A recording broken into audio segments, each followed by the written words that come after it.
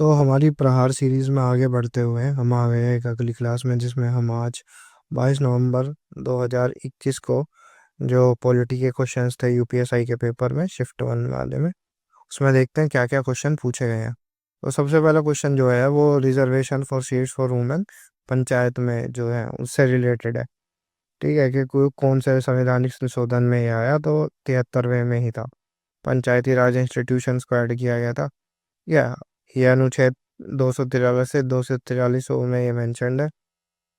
उसके बाद 81वां जो कॉन्स्टिट्यूशनल अमेंडमेंट है, उसमें आर्टिकल 16(4) को ऐड किया गया, जिसमें ये था कि जो अनफिल्ड रिजर्व्ड वैकेंसीज हैं एससी और एसटी की, तो जो स्टेट है, ठीक है, वो उन्हें एक अलग कैटेगरी ऑफ वैकेंसीज की तरह ट्रीट करेगा।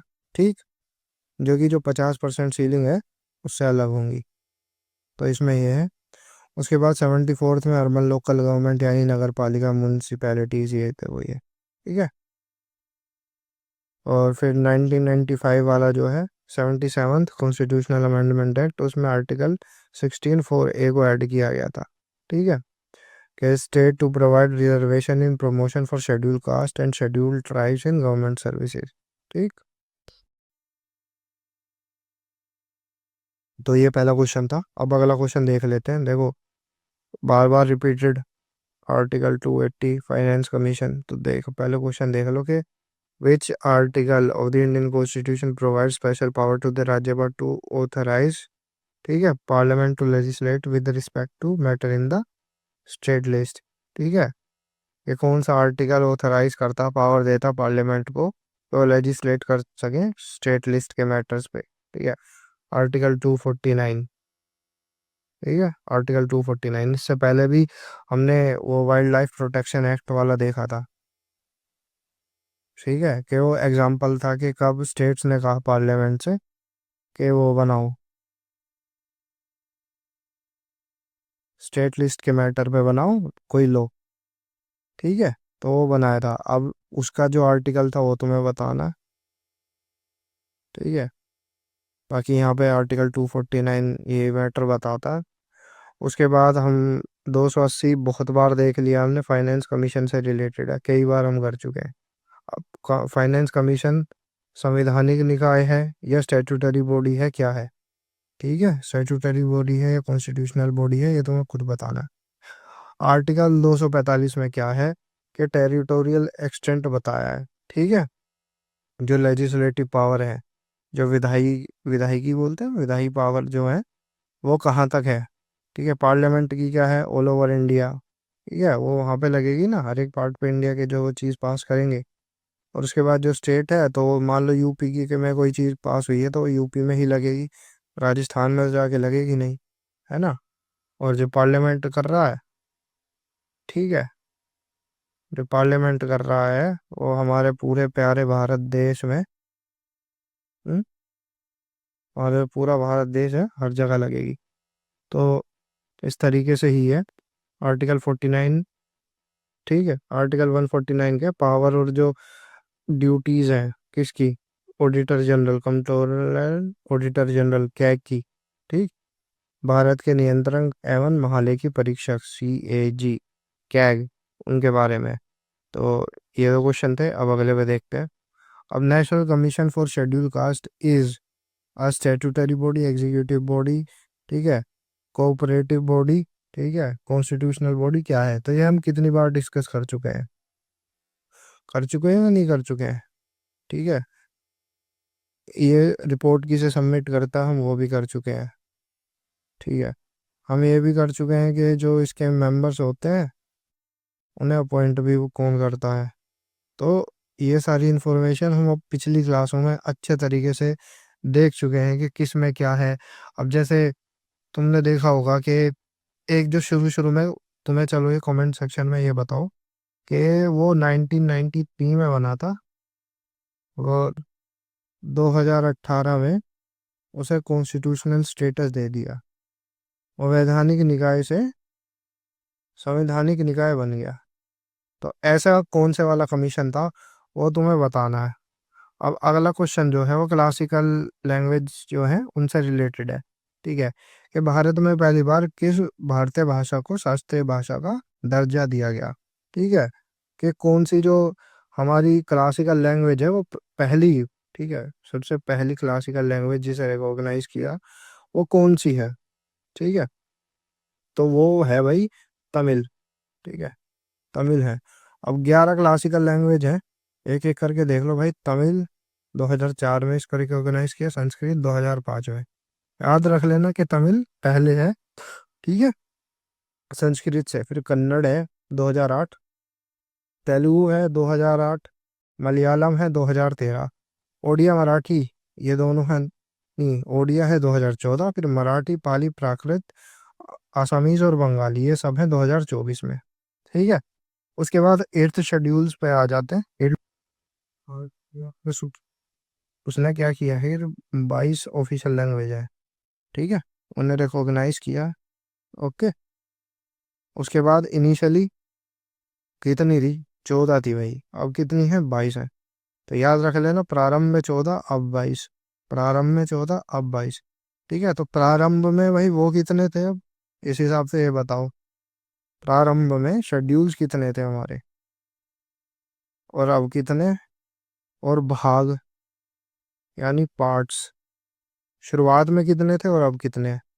ठीक है, तो ये भी तुम्हें बताना, देख लो लिस्ट जो है भाई। ठीक है, आसामी है, बंगाली है, बोडो है 2003 में ऐड हुई, डोगरी क्या है 2003 में ऐड हुई, गुजराती है, हिंदी है, कन्नड़ है, कश्मीरी है, कोंकणी 1992 में हुई, मैथिली 2003 में हुई, मलयालम, ठीक है, फिर मणिपुरी या मैती 1992, ठीक है, मराठी है, नेपाली है जो 1992 में हुई, ओडिया जिसे ओडिया कहते थे पहले, फिर पंजाबी है, संस्कृत है, संथाली है, संथाली 2003 में हुई, सिंधी 1967, तमिल उर्दू, तमिल तेलुगु और उर्दू। ठीक है, तो बाद बाद में कौन सी ऐड हुई, तो याद रख लेना, बोडो बाद में हुई, फिर डोगरी हुई, फिर कोंकणी हुई, फिर मैथिली, ठीक है, मैं मणिपुरी, नेपाली, संथाली और सिंधी, तो ये बाद में ऐड हुई थी। दो, तो चार, ठीक है, पाँच, छ, सात और आठ। ठीक है, तो 14 और 8 हो गए 22। ठीक है, ये समझ में आया। उसके बाद ये मैं करा चुका हूँ पिछली जो हमारी क्लासेस रही हैं उसमें। वही पूछा कि पार्लियामेंट्री फॉर्म ऑफ गवर्नमेंट है, उसके बाकी नाम क्या है, वेस्ट मिनिस्टर मॉडल है ये बता दिया, कैबिनेट मॉडल है, कैबिनेट गवर्नमेंट है, ठीक है, ये बता दिया, रिस्पॉन्सिबल गवर्नमेंट, उत्तरदायी, यही इसी पे क्वेश्चन था। ये तो वो हो जाता है कि किंग है, ठीक है, या क्वीन है, ठीक है, राजा या रानी, वो सब हेड है जो हमारा स्टेट है उसका। हम्म, इंडिया का हेड कौन होता है भाई, बताओ। ठीक है, और जो रिपब्लिक है, ठीक है, गणतंत्र, सही सही लिखा तो बताना भाई, सही इस पर, ठीक है, ये किस कॉन्स्टिट्यूशन से हमने उठाया है। देखो क्वेश्चन मैं इसलिए पूछ रहा हूँ क्योंकि ये बार बार हम कर चुके हैं ये चीजें, ठीक है, और अब इतना टाइम है नहीं, तो इससे अच्छा ये है तुम देखो चीजें याद आएंगी, रिवाइज करो, लिखो वो चीज, वो ज्यादा अच्छी बात है ना। ठीक है, अब देख लो, आर्टिकल 324 किससे रिलेटेड है, इलेक्शन कमीशन ऑफ इंडिया से, कई बार कर लिया, पिछली क्लास में भी किया, जिसमें जो रिकॉग्निशन होती है किसकी, पार्टीज की, ठीक है, नेशनल पार्टी कैसे बनती है, स्टेट पार्टी कैसे बनती है, क्या क्या कंडीशन होती है, ठीक है, वो हमने देखा है ना, है। तो ये पावर इलेक्शन कमीशन पे, फाइनेंस कमीशन वापिस, ठीक है, UPSC union public service commission, CAG पे भी क्वेश्चन देख चुके हैं। अब ये बताओ, ये चारों के चारों कौन से निकाय हैं, ये कौन से निकाय हैं, ये तुम्हें बताना है। ठीक है, कॉन्स्टिट्यूशनल है यानी संवैधानिक है, या फिर ये वैधानिक निकाय है, स्टेटूटरी बॉडीज है। ठीक है, उसके बाद ही हम पिछली क्लास में ये भी कर चुके हैं, ठीक है, कि किस केस ने 27% रिजर्वेशन ऑफ ओबीसी को अपहेल्ड करा था सुप्रीम कोर्ट में, तो इंदिरा साहनी बनाम यूनियन ऑफ इंडिया। और इससे कमीशन भी निकल के आया था। उस कमीशन का भी नाम बताना है तुम्हें कमेंट बॉक्स में। कौन सा आयोग, है ना, सही लिखा है आयोग। हाँ, तो कौन सा आयोग इस केस का परिणाम था, तो वो बताना है तुम्हें। ठीक है। अब जो लैंड रिफॉर्म्स लेजिस्लेशन थे वो कौन से शेड्यूल में प्लेस किए गए थे, ठीक है, वो थे नाइन्थ में। ठीक है, नाइन्थ उसमें किए गए थे। फर्स्ट कॉन्स्टिट्यूशनल अमेंडमेंट एक्ट से आया था ये। ठीक है। Land reforms and agrarian reforms, इनको रखा गया था ताकि ये जुडिशियल रिव्यू से बच सके। और जो इकोनॉमिक और सोशल रिफॉर्म्स है वो बिना किसी लीगल ट्रबल के, क्योंकि राइट टू प्रॉपर्टी था ना लोगों पे उस टाइम पे। ठीक है, तो उस चीज़ की वजह से ये रखा गया था। और आर्टिकल 31B के बारे में बता चुका हूँ। ठीक है। 5 टाइप के, ठीक है, 5 टाइप के वो थे लॉज। अगर पार्लियामेंट कोई एक्ट बनाती है फिर वो लॉ बन गया और इन पांचों कैटेगरी में वो फॉल करता है। ठीक है, तो ये नहीं माना जाएगा कि वो आर्टिकल 14 और 19 को वायलेट कर रहा है। तो ये मैं इसमें बता चुका हूँ तुम लोगों को, है ना। तो उसे भी ऐड किया गया था।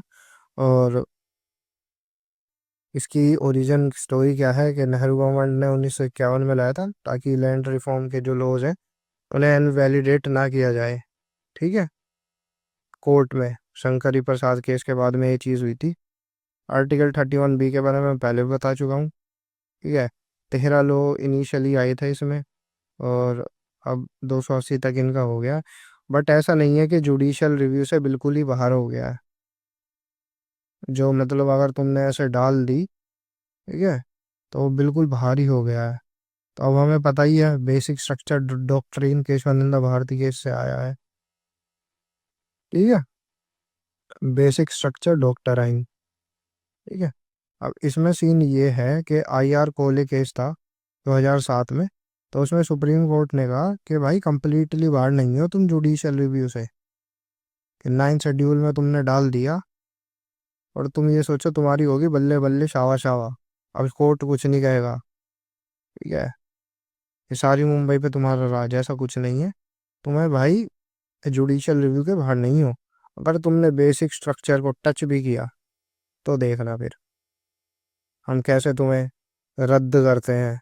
सही है, कैसे तुम्हें रद्द करते हैं, खारिज करते हैं तुम्हारे जो तुमने लॉज बनाए हैं तुरंत के तुरंत।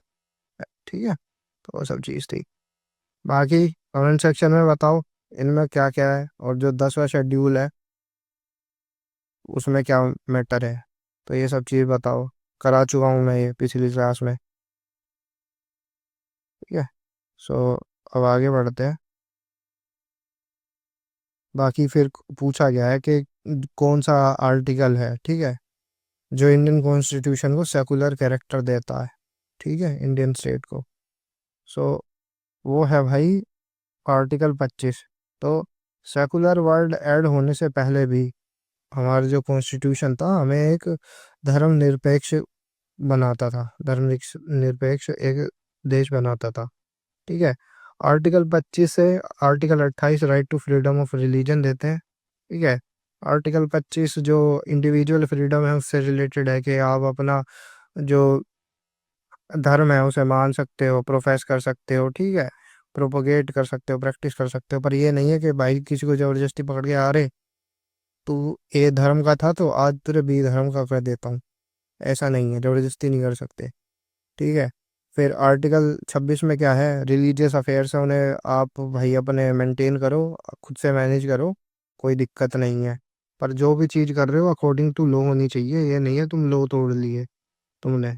ठीक है, तुम बच्चे को पढ़ा रहे हो वहां से तुमने शुरू कर दी भाई ह्यूमन ट्रैफिकिंग, तो ये सब ये काम मत करो। आर्टिकल 27 में क्या है कि ये मैं करा चुका हूँ। ठीक है, कि भाई अगर तुम रिलीजन जो है उसे प्रमोट कर रहे हो, उसके मेंटेनेंस के लिए काम कर रहे हो, तुम्हें टैक्स वगैरह देने की कोई ज़रूरत नहीं है। ठीक है। फिर आर्टिकल 28 क्या है, उसमें जो रिलीजियस इंस्टीट्यूशंस है उनके बारे में बताया गया है कि कहाँ पे रिलीजियस इंस्ट्रक्शन दी जा सकती है या नहीं। ठीक है, जो होली बिल्कुल स्टेट जिन्हें फंड करता है उनमें नहीं हो सकती। जिन्हें स्टेट एडमिनिस्टर करता है उनमें हो सकती है। इसमें 4 तरीके के इंस्टीट्यूशंस के बारे में बताया गया, संस्थाओं के। तो वो तुम्हें बताने कमेंट बॉक्स में कि वो 4 कौन कौन से हैं। ठीक, अब अगले क्वेश्चन पे बढ़ते हैं। ठीक है। Which of the following writ prevents illegal usurpation, ठीक है, of public office quo warranto. ठीक। अमेंडमेंट्स प्रोहिबिशन सर्टोरी, ये हम कर चुके हैं भाई। ठीक है। टू बी सर्टिफाइड, इसकी जो लाइन आ जाती है, क्या है इसकी, टू बी सर्टिफाइड। ठीक है। टू फॉरबिड, मना करना, है ना। और मैंडेव्स में क्या है भाई, कमांड करते हैं वो, वी कमांड। ठीक है। तो ये सब चीजें हैं। हेबस कॉर्पस में टू हैव द बॉडी, उससे भी रिलेटेड है, क्वेश्चन आएगा। बाकी ये देख लो कि ग्रेविनविल ऑस्टिन ने कंसाइंस ऑफ द कॉन्स्टिट्यूशन किस पार्ट को कहा था। तो पार्ट 3 और 4, फंडामेंटल राइट्स और डीपीएसपीज। बाकी इंडियन फेडरलिज्म को उन्होंने कोऑपरेटिव फेडरलिज्म भी कहा है। ठीक है। के सी वेहरे करके जी हैं, उन्हें क्वाजी फेडरल कहा है। तो इस तरीके की जो चीजें हैं वो याद रख लेना। ये अर्ध अर्ध होगा ना, अर्ध संघ, अर्ध संघवाद, ठीक है, फेडरलिज्म, क्वासी फेडरलिज्म, तो ये चीज देख लेना। उसके बाद लास्ट क्वेश्चन रहेगा ये, the Latin word habeas corpus means to have the body, उसमें तुम देखते भी हो हम लिखते हैं। ठीक है। हेबस कॉर्पस का जो मैंने दिया था उसमें लिखा भी हुआ था। ये शॉर्ट में क्या याद रखना है, टू हैव द बॉडी, के शरीर जो वो है, ठीक है, बॉडी जो है वो पेश की जाए।